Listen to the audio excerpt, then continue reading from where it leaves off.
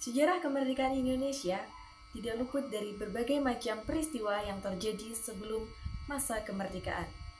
Salah satunya adalah peristiwa Rengas Dengklok. Halo semuanya, saya Jessica Octavianda dari kelas 11 DPIP 2, absen 15. Di video kali ini, saya akan menceritakan kembali tentang sejarah Rengas Dengklok. Di video sebelumnya, saya sudah menjelaskan tentang pendudukan Jepang di Indonesia, dari mulai pertama kali Jepang datang ke Indonesia hingga Jepang akhirnya menyerah tanpa syarat kepada Belanda sehingga masyarakat Indonesia dapat memproklamasikan kemerdekaan Indonesia. Namun, sebelum terjadinya proklamasi kemerdekaan Indonesia pada tanggal 17 Agustus 1945, ada satu kejadian yang sangat penting dan peristiwa penting ini merupakan awal mula dari pemproklamasian kemerdekaan Indonesia. Awal mula terjadinya peristiwa Rengas Dengklok pada tahun 1945 tidak bisa lepas dari kependudukan Jepang yang pada saat itu sudah terdesak di Perang Pasifik. Jadi, kondisi Jepang pada tahun 1943 itu sudah mulai terdesak nih. Dengan kondisi yang sudah terhimpit ini, Jepang berusaha mendapatkan perhatian dari rakyat Indonesia serta dukungan dari rakyat Indonesia dengan membuat janji-janji yang sebelumnya sudah dilontarkan oleh Jepang. Hingga akhirnya Insinyur Soekarno menanyakan serta mendesak Jepang tentang janji-janji tersebut. Namun, tidak tahu mengapa, hingga akhirnya Soekarno pun menjadi marah. Insinyur Soekarno yang marah ini akhirnya meminta Jepang untuk membuat sebuah badan yang bertugas untuk mempersiapkan kemerdekaan Indonesia. Dan badan itulah yang akhirnya terbentuk menjadi BPUPKI dan juga PPKI. Di sisi lain, dalam Perang Pasifik, Jepang terus mendapatkan kekalahan dari serangan tentara sekutu Tiongkok, Amerika Serikat, Britania Raya, Uni Soviet, dan juga Belanda.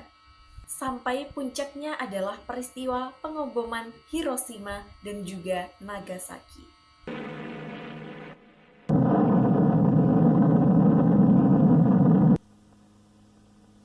Tentu saja, dua bom yang dijatuhkan di negara Jepang membuat kondisi politik dan juga ekonomi Jepang lumpuh seketika. Hingga akhirnya pada tanggal 14 Agustus 1945, Jepang menyerah tanpa syarat kepada sekutu. Kabar bahwa Jepang kalah akhirnya telah sampai ke Indonesia. Salah satunya adalah para golongan muda yang ada di kota Bandung yang tidak sengaja mendengar dari radio BBC tentang kekalahan Jepang. Pada saat itu, tanggal 15 Agustus 1945, para golongan muda mengadakan sebuah rapat yang mengatakan bahwa kemerdekaan Indonesia adalah hak dari rakyat dan tidak boleh tergantung pada Jepang. Pada malam itu juga, golongan muda yang diwakili oleh Wikana dan juga Darwis mendatangi Soekarno dan juga Hatta pada pukul 10 malam. Mereka mengatakan kepada Insinyur Soekarno dan juga Muhammad Hatta bahwa kemerdekaan Indonesia ini harus segera diproklamasikan. Saat itu, golongan muda meminta untuk Insinyur Soekarno dan juga Muhammad Hatta memproklamasikan kemerdekaan pada tanggal 16 Agustus 1945. Karena jika terlalu lama, khawatir akan terjadi sebuah konflik yang besar. Namun sayangnya, pada saat itu Insinyur Soekarno menolak dengan alasan ini terlalu cepat. Dan juga Insinyur Soekarno ingin mendiskusikan terlebih dahulu dengan anggota-anggota PPKI. Tidak menyerah di situ saja, dengan semangatnya para golongan muda menyepakati kesepakatan kedua, yaitu dengan cara mengamankan Insinyur Soekarno dan juga Muhammad Hatta ke tempat yang lebih aman agar mereka berdua tidak terpengaruh oleh Jepang dan juga pihak-pihak yang masih terkait dengan Jepang. Akhirnya pada tanggal 16 Agustus 1945 jam 3 dini hari, operasi penculikan Insinyur Soekarno dan juga Muhammad Hatta pun dimulai.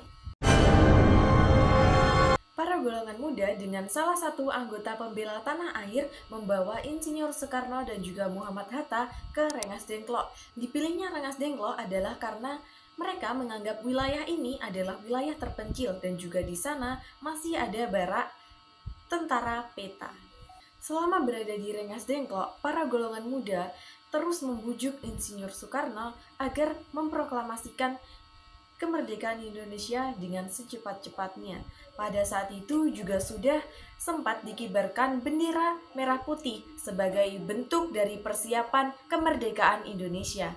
Golongan tua yang diwakilkan oleh Ahmad Subarjo serta golongan muda yang diwakilkan oleh Wikana menyepakati bahwa proklamasi kemerdekaan Indonesia harus diadakan di Jakarta serta tanpa adanya campur tangan dari pihak Jepang. Akhirnya bujukan mereka pun berhasil hingga Ahmad Subarjo memperbolehkan Insinyur Soekarno untuk kembali ke Jakarta. Setelah sampai di Jakarta, tepatnya di rumah Laksamana Maeda, Insinyur Soekarno serta beberapa tokoh-tokoh yang lain memusyawarahkan tentang teks proklamasi. Naskah proklamasi tersebut ditulis oleh Insinyur Soekarno berdasarkan dari ide dari Ahmad Subarjo dan juga Muhammad Hatta. Nah, setelah disetujui, akhirnya naskah ini pun diketik oleh Sayuti Melik. Akhirnya, naskah proklamasi tersebut ditandatangani oleh Insinyur Soekarno dan juga Muhammad Hatta atas nama bangsa Indonesia. Setelah itu, esok harinya akhirnya diadakanlah pembacaan teks proklamasi di Jalan Pegangsaan Timur nomor 56 di rumah Insinyur Soekarno. Pada tanggal 17 Agustus 1945 pukul 10 pagi, Insinyur Soekarno didampingi oleh para tokoh-tokoh yang lain akhirnya memulai acara pembacaan proklamasi kemerdekaan Indonesia. Pada saat itu, Insinyur Soekarno membacakan teks proklamasi dengan tegas dan juga lantang. Proklamasi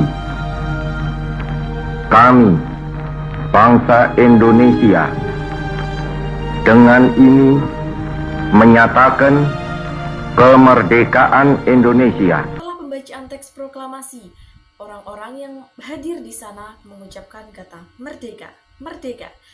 Dan akhirnya disambung dengan pengibaran bendera merah putih yang dijahit oleh Ibu Fatmawati. Akhirnya pada saat itu juga Indonesia dinyatakan menjadi negara yang merdeka. Ketahuilah bahwa kemerdekaan Indonesia ini merupakan sebuah perjuangan yang sangat sulit untuk didapatkan, membutuhkan banyak sekali nyawa dan juga darah yang dikorbankan untuk mencapai kemerdekaan Indonesia. Hal ini adalah salah satu hal yang wajib kita syukuri sebagai masyarakat Indonesia yang saat ini sudah merasakan kemerdekaan Indonesia. Dan semoga Indonesia terus menjadi negara yang berkembang dan akhirnya memiliki banyak alasan untuk kita bangga menjadi bangsa Indonesia. Mungkin itu saja yang dapat saya sampaikan dari peristiwa Rengas Dengklok sebelum kemerdekaan Indonesia. Bila ada salah dan lebihnya, mohon maaf yang sebesar-besarnya. Wassalamualaikum warahmatullahi wabarakatuh.